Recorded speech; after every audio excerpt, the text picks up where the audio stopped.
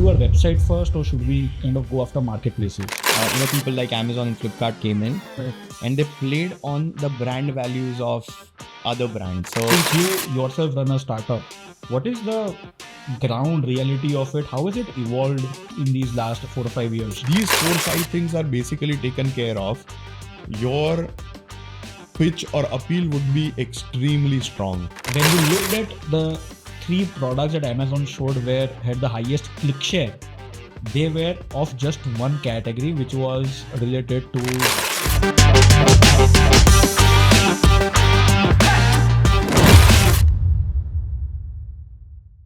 okay. So if you have to quickly take 10-15 seconds and explain what Hire for Hire does, then how would you do it? So Shaival, Hire for Hire is very boutique style agency. We rather, sort of take pride in us being as an extension of our clients team, limited number of clients at a time. And our forte remains to be D2C businesses and purely online. So anybody who wants to sell a D2C product online, that's the only genre that we cater to. And within that, there is a spectrum of activities that we take care of, which starts all the way from marketing or web development, Shopify, custom development, all the way to data analytics, data sciences, which enables a lot of strategic aspects and decision making. So we cover a full spectrum digital PR in India as well. So there is a large spectrum of services. But I think if you were to find our niche, I would call that niche to be D2C online. That is what we do. Okay, so a lot of people today feel this challenge when they start their own product business, so to say, where they are like, should we do our website first, or should we kind of go after marketplaces? My thought process today, because I'm a marketplaces guy, obviously I'm going to be a little biased towards it, but generally from a brand's perspective, there are obviously pros and cons for when it comes to both these kind of strategies. And obviously there are ways in which you can make marketplaces successful, and then there are ways in which you can make a website successful. But in your opinion, because I personally feel that website is a lot more challenging, how would you approach that kind of a situation where, say, a brand comes to you and you kind of have to pitch them about how you are going to make it successful? Then how would you go about it? And there are several parameters, right? And it is not necessarily one size that fits all. There are certain kind of products which are much more suited as a marketplace product, versus there are certain products which are more suited as a proprietary website product, right? There are 2 things that I typically think about. One is, especially in India, we follow the trends of Western countries in some or the other way for how the e-commerce wave, that came into India. To start with, let's say, people like Amazon and Flipkart came in. Correct. And they played on the brand values of other brands. So while Nike is selling on Amazon, Amazon might not be as big a brand at that point in time. People trusted Nike and used Amazon as a medium or a channel of purchase. Fast forward to today, a lot of these things have been flipped, wherein people trust Amazon and the products get sold on Amazon, right? So first was the branding of a company, which led to sales, which was brand driven by the marketplace brands, largely on a physical or tangible products. Then it came of an era where people started selling services or extended services. iTunes is a great example of that, right? And after that, there are services which are more niche or sensitive in category, which is typically, let's say, legal services. You know that I run a company called legalwiz.in, which provides legal services online or compliance services online. Now that's a far-fetched end of the cycle where people would take time to trust these kind of services being rendered online. But all these stages, Indian ecosystem has evolved and seen, right? And so at every stage, marketplace or branded websites, they in between the branded websites came in, wherein websites like Boat or Nike.com in itself could be an example, right? And that kind of fit in after the marketplace sort of the juncture. So one, at what stage that adoption is. The second is you always kind of take an example of whether you want your flagship store on a prime crossroads of the city, or you want that to be in a mall. Now that is a very orthodox thought process, conventional brick and mortar. When you are in the mall, the mall is popular and so you are going to get so many footfalls. The same happens with Amazon, right? Wherein that there is so much of crowd which is coming in as a purchase intent. Versus if you are to have a store standalone, then you have to build your own popularity. Correct. Right? You have to build your own audience, and that might take a little longer. Correct. So where are you in that journey? Whether you can afford to build a store on your own, or do you want to carve out audience which is already there on the marketplace with a purchase intent? So that is more important, right? But to your analogy of having a flagship store on one of the most populated crossroads in a city, right? If you were to extend that analogy to, say, an online space, the biggest challenge that most people have is how do they identify what those crossroads are? One, what are the channels through which they can get into those kind of crossroads? And whether they have that kind of capital to build a flagship store for that specific audience in that specific location.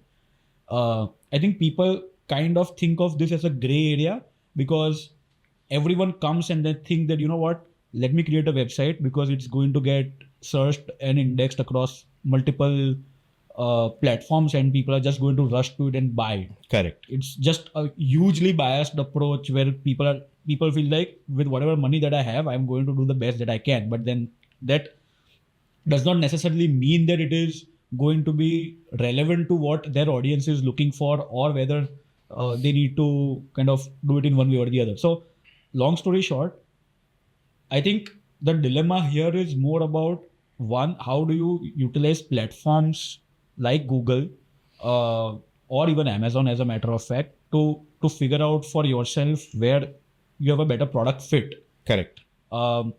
Second, I feel at a lot of brand levels, I'll give you an example of a client of ours. They took 3 months to literally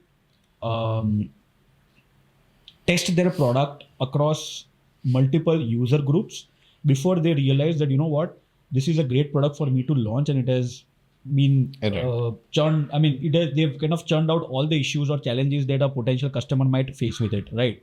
Now, they didn't take the marketplaces route. They basically took the website. The website was just a platform like how Amazon is supposed to be a platform. And they used whatever feedback they got from user groups, recorded it into multiple videos, and used that content on, say, TikTok Shop or on Instagram or even a couple of other platforms like Reddit, where they would just post this kind of content to create a so-called buzz. Right. What that did was the response that they had on the website was tremendous. Like Amazon right now is not even in their consideration because they feel that, we are already getting response to this. We do not have enough inventory. How can we spread it across multiple platforms? So that these kind of people also were able to maximize their advantage on the website. And then there are obviously other kind of people where they are like, we have to go Amazon. It's a no-brainer. We'll have a website just so that there's some brand level association that people might have when they buy a product from Amazon. But then that's it. A website would not even account for more than 5% of the total revenue that they would end up generating across platforms. So that basically brings us to this whole idea that there is Google on one side and there is Amazon on one side.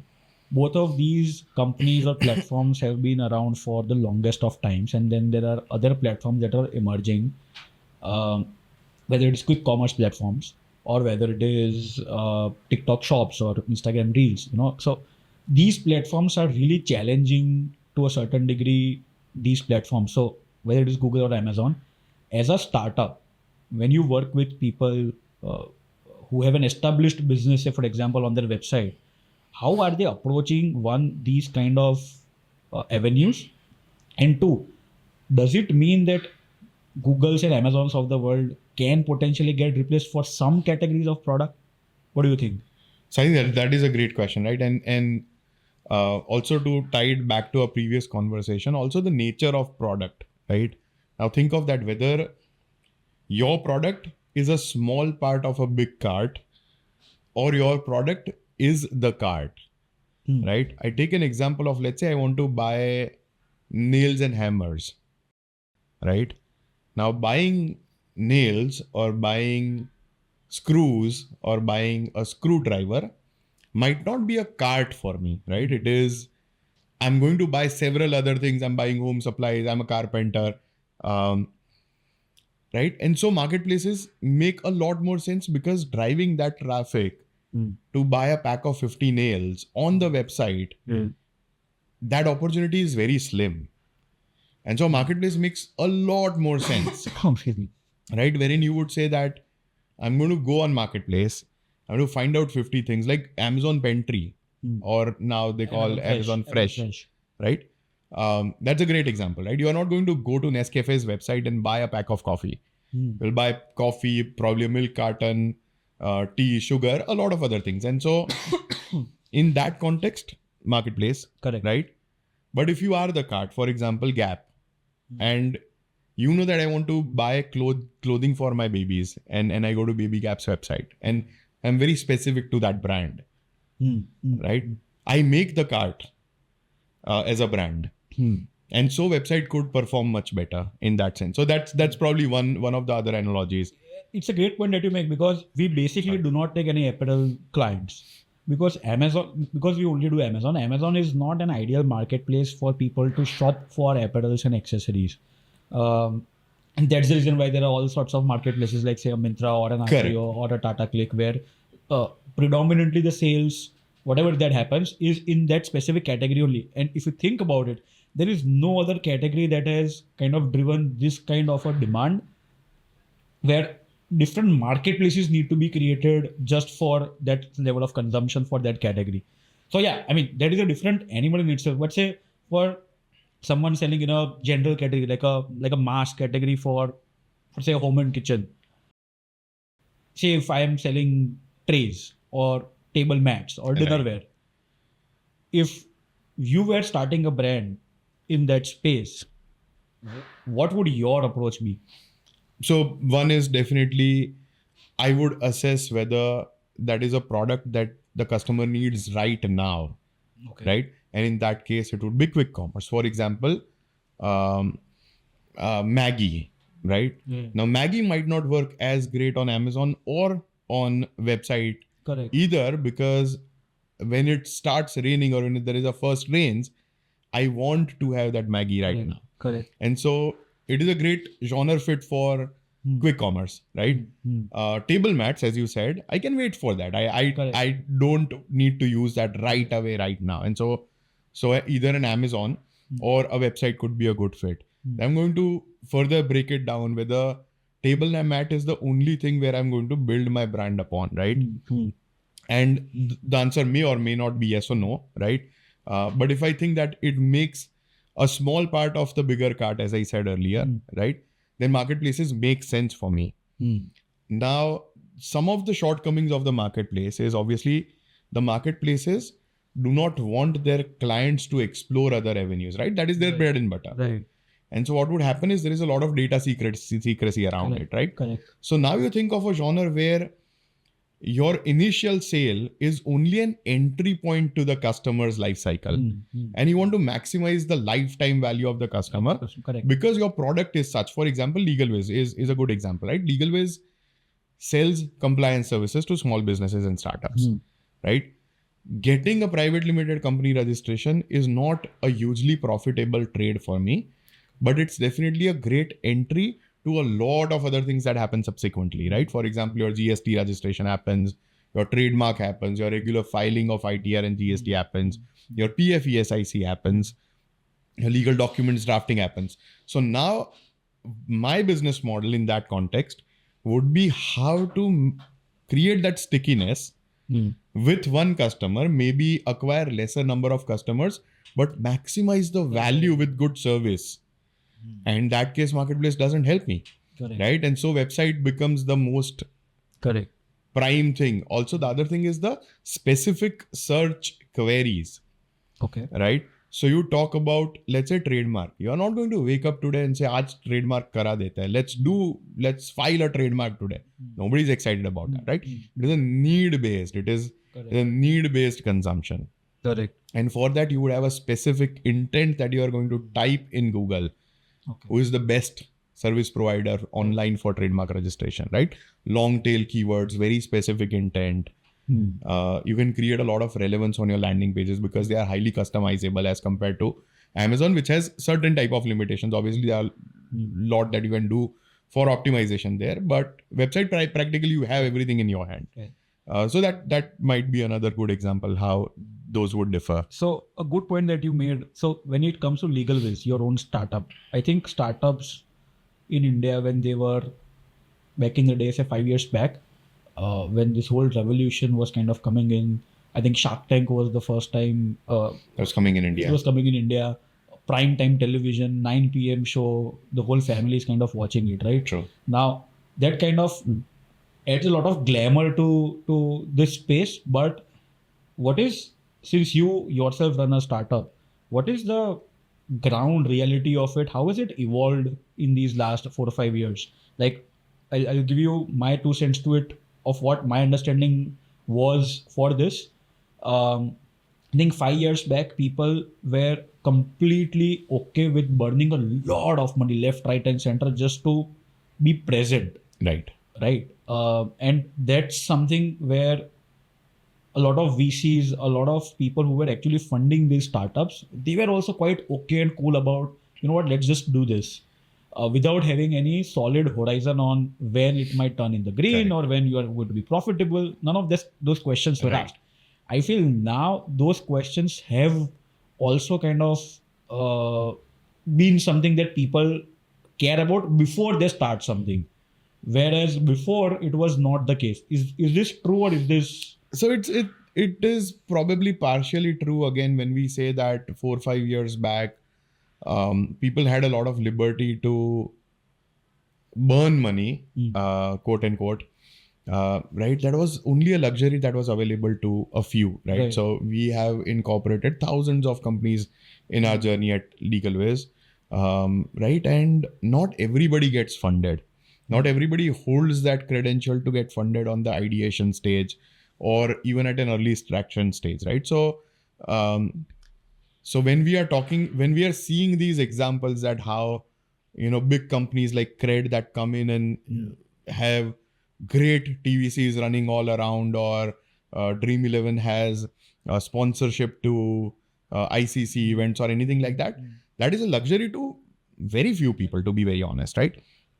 The second thing is obviously concept of burning money, because the investors at whatever stage, they also realize that startup investment is only 3 to 5% of their overall portfolio. And that portfolio is creating an alpha for them, right? So investing in Reliance, which would give you X% return year on year, and you are sort of assured of that because it is a very stable company. You are trying to create another 5% alpha for something that is going to go 10x, 50x, 100x and multiply your wealth, right? And so investors also come in with that risk appetite. And that is why the burning of money, it is there, right? But burning of money should be very sensible. So I'll make a good clarification over here. Something that I really look into is, are you burning money overall, or are you burning money at operational basis and cohort wise, right? Okay. So Amazon is a great example of that. Amazon burnt money for almost, I think, 8 to 10 years. I don't know the exact number. More, I think 17, 18 years. Before they actually got profitable. And if you see, they created a category, right? So there was a burning of money that happened after creating a category. The second thing is, every time they acquire a cohort of customer, they felt good about their lifetime value because the customer's dependency on Amazon is a repeat purchase frequency. was justifying the next cohort to be even bigger than that, right? So what would happen is, let's say if I acquire 100 customers today, those 100 customers in a reasonable period of time, let's say for me, a comfortable period of time is 4 months. They get profitable in 4 months, right? What would I do? Next time I go and I acquire 500 customers. So if you look at my business at any specific point in time, it would always look like it is burning money. But what it is doing is the previous cohorts are getting profitable, but I'm trying to acquire more and more customers so that the overall scope of the business keeps growing. Okay. And that is why the valuations also grow. So, right, when people say that, oh, these startups are still burning money, but they're valued so much, right? That is the rationale. It is not that at an instance or on the 31st of March, when you print your income statement and balance sheet, the valuation is based on the customers that you have acquired, the stickiness that you have created, the expected lifetime value that you are going to generate out of those customers, and what is the present value of that, right? In the valuation philosophy, we sort of talk about DCF, or a discounted cash flow method. So while you are trying to figure that out, you should always think, are you doing good enough at the cohort level? Okay. And if you are, then your confidence should be much higher acquiring more clients, and you are very likely to find funding for that through external sources if your cohorts are very robust. So that's, I think, the 2 cents on that. But then, so what are the areas where people actually burn money? I mean, people talk about this all the time, that, you know what, we are burning money after marketing. Right. But if we just look at our current numbers from an EBITDA level, we are still going to be positive. It's just that at a marketing level, we are making X amount of spends. Where does this marketing usually happen, say for a product D2C business? Is it just Google, or is it just social media? Or, I mean, yes, it's a little subjective depending on category, but in your experience, where do you see a major chunk of this burn happening? I think it is everywhere depending on what channel fits you. Okay. So in a regular marketing philosophy, I always tell our clients that there are 3-4 things that you need to understand as a client persona, right? One is, who is your client? Second is, where do they hang out, right? In the right mindset. That might be digital or physical, right?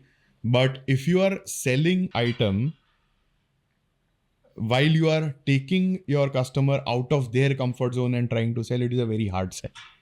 But when you enter their comfort zone, right? Let's say I'm a TikTok savvy. I'm not, but for example, I'm that.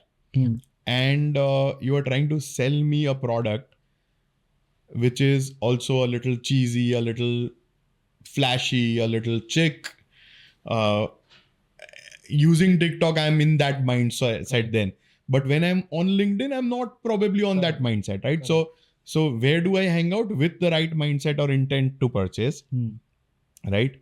What is your selling proposition, right? So these are, and then what is your offer, right? Indian market is very sensitive to offer. Indian market, the value-driven market. Correct. Right? So if these 4-5 things are basically taken care of, your pitch or appeal would be extremely strong. Okay.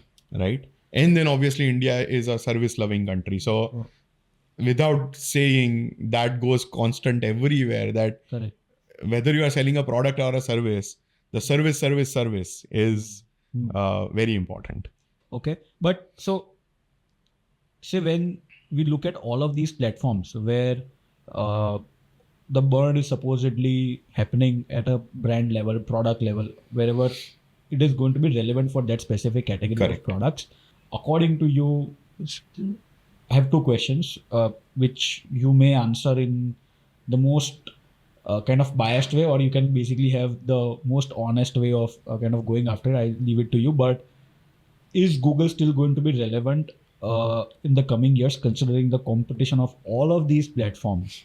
And because you do a lot of work in this space, I would want you to answer that. And 2, what part of it do you feel is going to get replaced? So for example, as a layman, when I look at Google, I feel there are 2 parts to it. There is one part where I would just go about making sure that I'm SEO relevant. So there's the organic side of it. And then there is the inorganic side of it. Right. Right? I'm like, you know what, I have to spend money after getting ranked.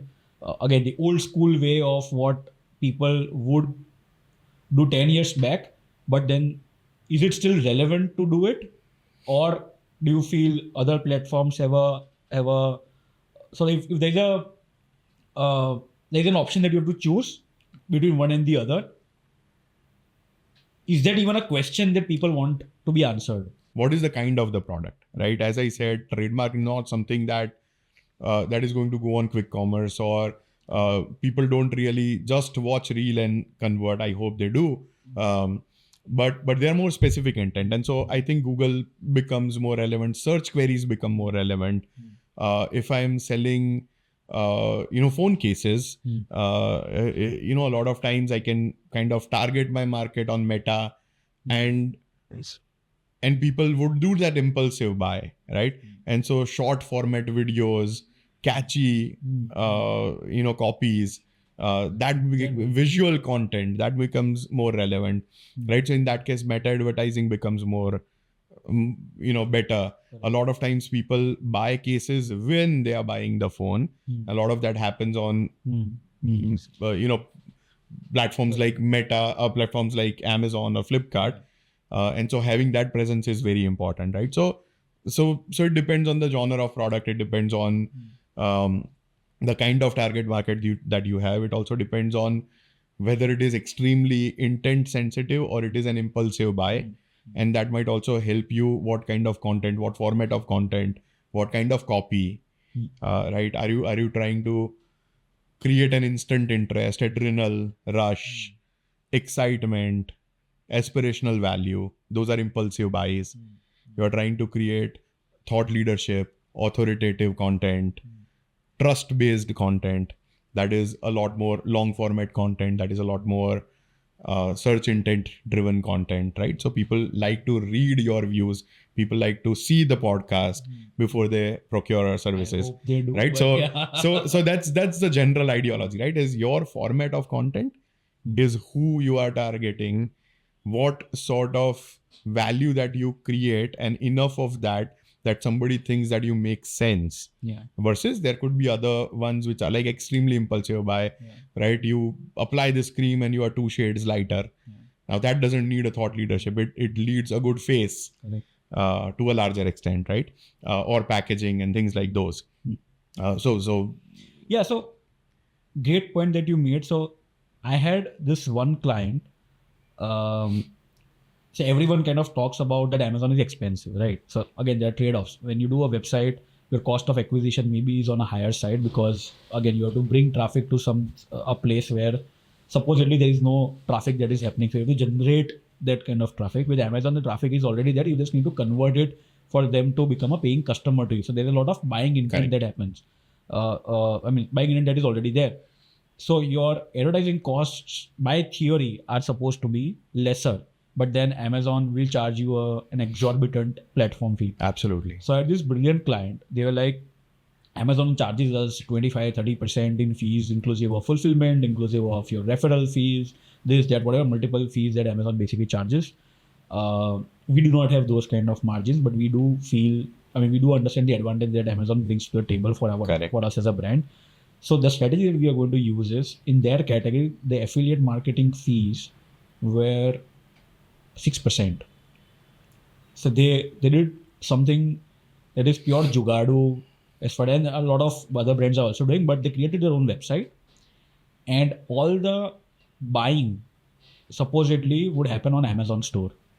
So they would use social media, they would use Google ads, they would bring traffic to their website, and when anyone kind of goes ahead and clicks on buy or add to cart, it would basically route them to Amazon, which would have their own affiliate link, which would mean that they would get that 6% back in commissions. And because it's Amazon, the conversion rate was generally higher because of the trust factor that Amazon has versus buying on a random website. They literally saved 6% of their top line for the longest amount of time, till the time that website generated enough traffic for them for it to kind of sustain for itself.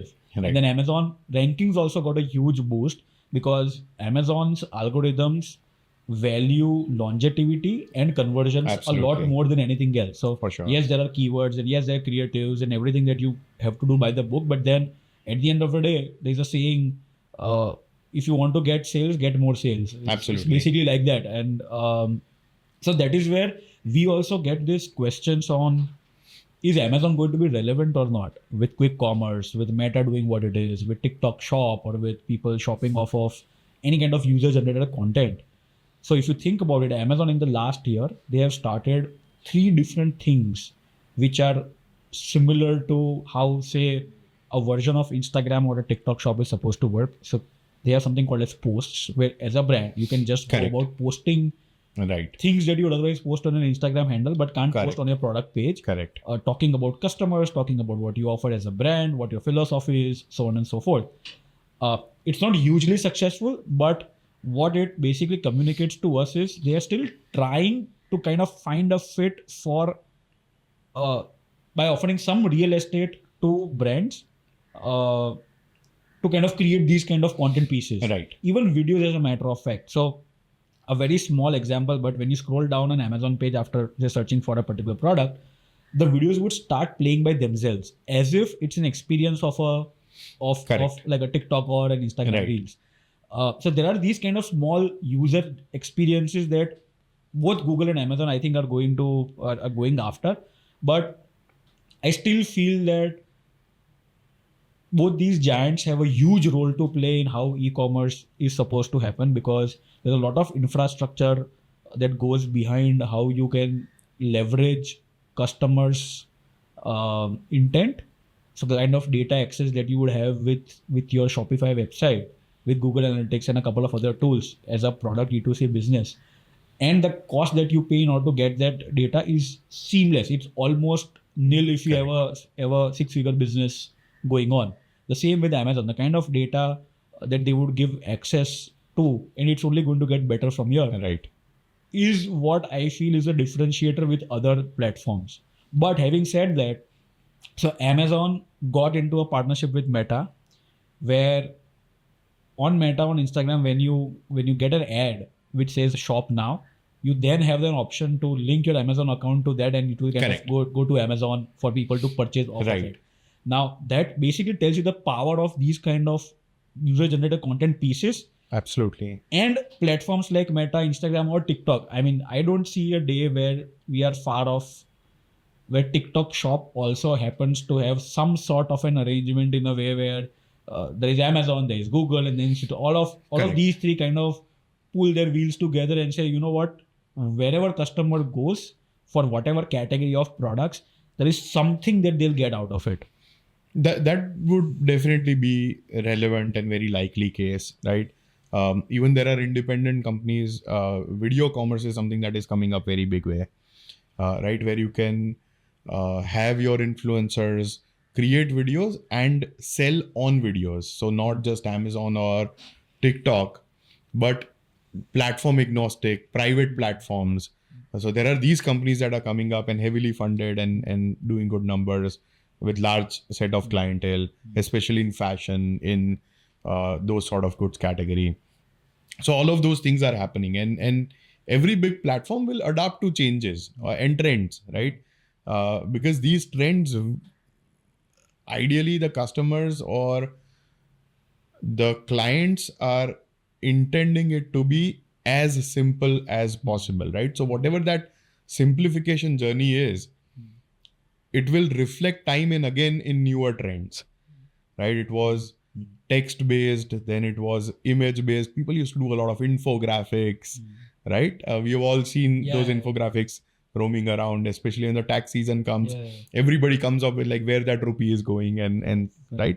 And then long format videos like YouTube, then short format videos, right? And things like those. Countries like India skipped the entire wave of desktop commerce. Yeah. Like directly went from Kirana stores all the way to quick commerce and mobile commerce. Right? So those things. So all those nuances and interesting trends that will keep evolving because somebody is out there to make it easy for people to buy. Right? And so as a marketeer, it is the most important thing to understand what you are trying to sell, and where the trends are leading for that category of product. It might not be for everyone, right? But if you are trying to sell a pen versus you are trying to, sell a movie ticket, it is very different platform. It is very different expectation that the client has. If you are trying a pen which is 10 rupee or you are trying a Mobla, client needs to see that differentiation, exclusivity, richness, right? Your brand positioning, all of those things, right? So they'll come together to create an experience, I guess. So I'll tell you a funny story. Someone, I think Vinita Singh from Shark Tank did an interview. Basically, someone asked her a question that if you were down to your last 1 crore, what would you do? Like, what kind of a business would you kind of approach? And she basically gave an answer saying that I would figure out something that is selling really well on Amazon, buy And replicate. Absolutely. replicate that, and then kind of just go about selling it. When someone like that thinks about it from that perspective, you are down to your last crore in your life and you want to build a business, and you would go on Amazon or you would want to go on Google, Shopify, or these kind of platforms, build a business out of it purely from a product driven, purely at a product driven approach.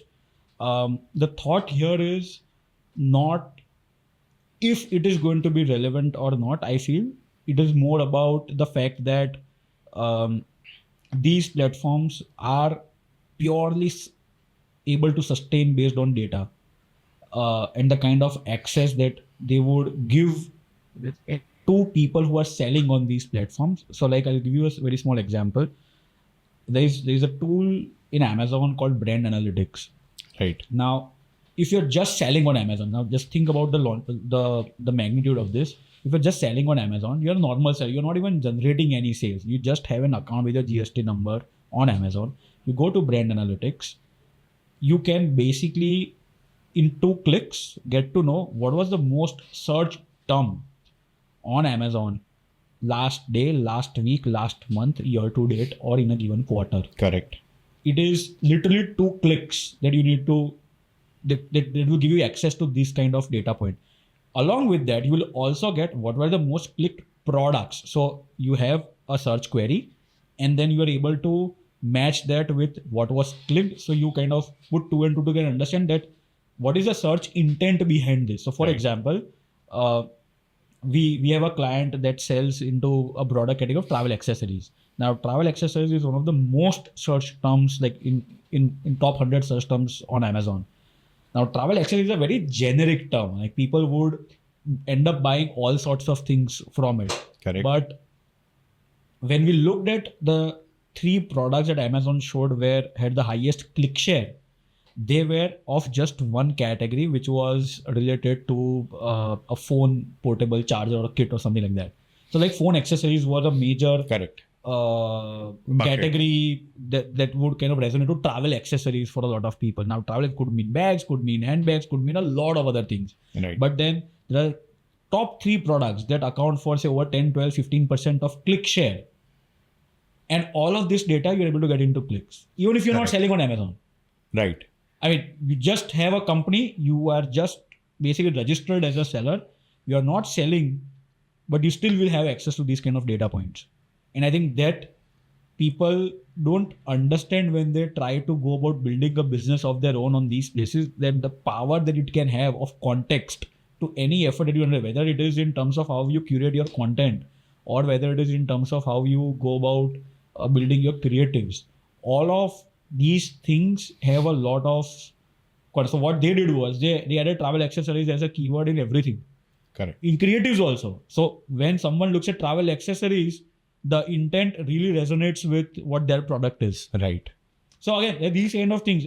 Do you have any kind of experiences to share when it comes to how Google Analytics or how Shopify website data would enable you to? So there is, but data in general, right? There is a huge amount of data that this world is producing as of today, right? And large set of that data is something which is in formats which is not consumed or consumable by people, right? Random data being generated everywhere. That's where the world is trending. Is one, the examples that you gave on what sort of data that is available which can be actionable, right?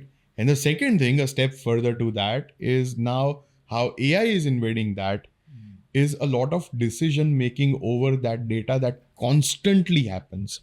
So rather than you getting a report once a day and trying to make a decision over it, which gets implemented after a week by a team member, the machine will keep learning, keep implementing, keep improvising. That is where the world is going, right? To take a good example of that, algorithmic trading in the stock markets or the commodity markets, right? People say that it is very difficult to beat the traders who are equipped with these sort of fancy strategies. For a common person who is punching in the orders, it's very difficult to meet that level of strategy execution within a fraction of a millisecond, right? So there is always a competitive advantage. When the machines start taking those decisions, following your commanding strategy, it becomes very difficult for small traders to outbeat that execution. Strategy wise, I might be extremely wise. I can create a plan, right? But if I don't, it is almost like I'm the strongest warrior in the army zone, having a sword in my hand, with the weakest opponent having an AK-47 and standing 15 feet away, right? It is very obvious who is going to win. Right. And so adopting data and data-driven strategies is not a luxury at this point in time. Yeah. It is a necessity. Yeah. Right? And that will keep evolving, keep disrupting, and not just the necessity, it will become a basic component of your business model or anybody's business model for that matter. It is about time how quickly it can catch up. So we have this questionnaire internally with all our clients where every month we'll basically send them like a fixed set of questions. And one of those questions is, how much focus do you want us to put on growth versus profitability, with 10 being growth and 1 being profitability? And it's a constant reminder or a question that we get from our existing clients as well as potential clients. If we are doing this, then at what point in time are we supposed to get break even? Or how much money should we be estimating to burn? Or at what point in time can we expect to be profitable? I mean, these are the three themes typically that range when it comes to Amazon specifically, because again, people have a huge problem with how much fees Amazon charges. I think as a retailer in this space, for example, even if you go to a Chroma, the products that are there in the Chroma would charge 30% of the top line of the retail price to whoever the manufacturer, the brand is. Correct. And it's no different with Amazon also. Sure. Having said that, people do find it difficult to be profitable on Amazon. That is the effort in the room. I mean, you want to be profitable at some point. Correct. Our response to that usually is that first question, whether you are trying to build a business or you are trying to build a brand.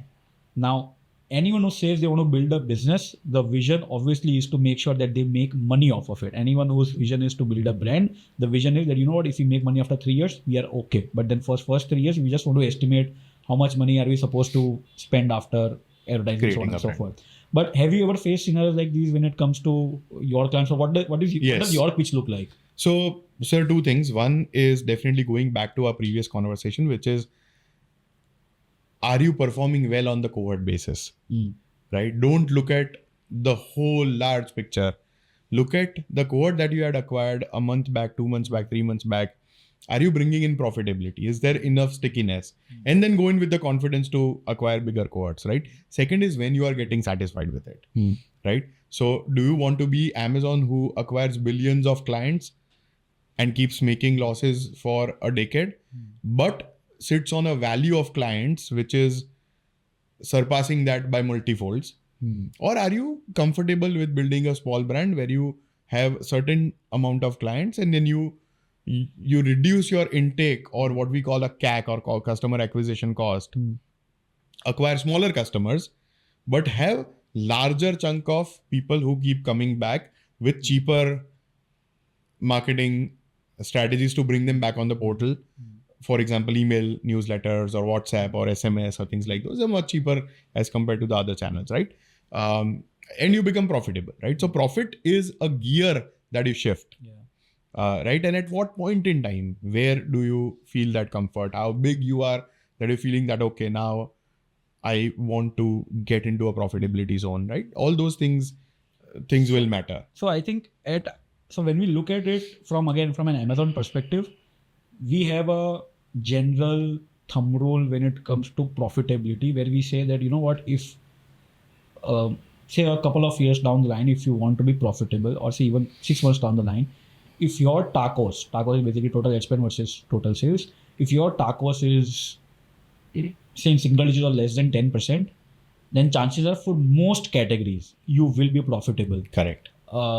Is there a number that looks like a general number for us to get an idea of what it looks like when it comes to a website or within social media that you guys look at and say, you know, if we hit this number, chances are the probability of someone turning profitable is a lot higher? So typically, if you're at a cohort level, if you are being profitable within 4 to 7 months, and again, it depends on the kind of product and the stickiness and what is the life cycle of the customer for repeat purchase, right? Do they need your product 3 months down the line or 7 years down the line, right? I'm buying a car, I don't need another car in two years or two months. If I'm buying, a phone case, probably every year I would change. And if I'm buying coffee every month, I would buy a bag of coffee. So it depends, right? Yeah. There is obviously that subjectivity to that.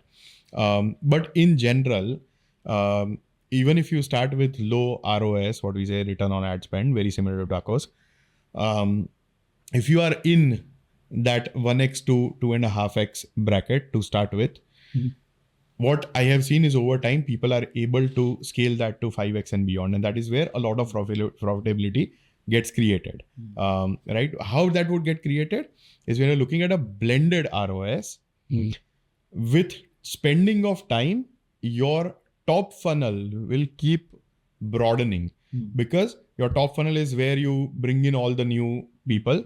Then your mid funnel, you nurture them. Your down funnel, you have a conversion.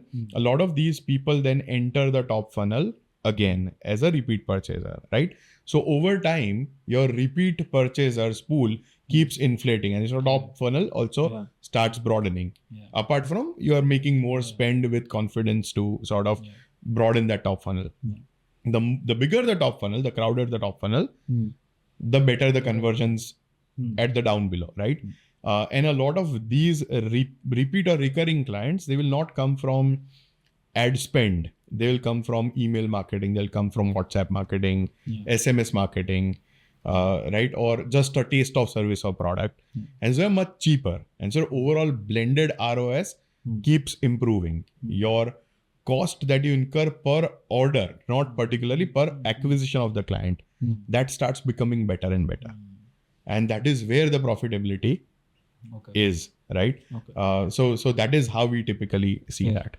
So final thoughts, if you have to highlight quickly 3 things for a product D2C business that they can do on their website without having to spend any money, what would those be? So one is research your niche, right? Don't go after very broad keywords, right? So you say buy an underwear, right? Very broad, or underwear, very broad, right? You might want to do printed underwears for couples, right? You find your niche, which not the biggies of the industries are targeting, because competing them is competing an army with a wooden sword in hand, right? So try to find out the niche categories which nobody else is paying with, the golden nuggets, right? So that is number one thing. Second is create your own value proposition, right? What you are giving as a value that nobody else is, or if people are, then how do you differentiate yourself? How do you position yourself? The third and the most important thing is research the category, and which is something that people always fail to do. Your problem is not the world's problem. And most of the times, because we perceive that to be a great problem, we come up with a business idea, right? But it might be a problem of very few people. It might not be a scalable thing, right? It might be a burning problem, but burning problem for 100 people is not a business model. A small problem solution for millions of people is a much bigger business solution, right? So always do that and position it that way. What people see is what sells. And so always try and spend money around content creation, visual creation. This is an era of visuals. This is an era of videos. People like to consume content. Encourage people to create user-generated content. The more the content, the more the data, the more the reach, the more the sales. Yeah, I mean, thank you so much for sharing all this information. Maybe we'll do another one where we are focused towards a couple of other topics, but I think for now, this was a great discussion. I hope whatever people end up viewing this find some insights into how to get better with Amazon, Google, or any other platform that we kind of just discussed. And yeah, thanks so much for coming. Thank you. Loved the conversation. Thanks a lot, everyone.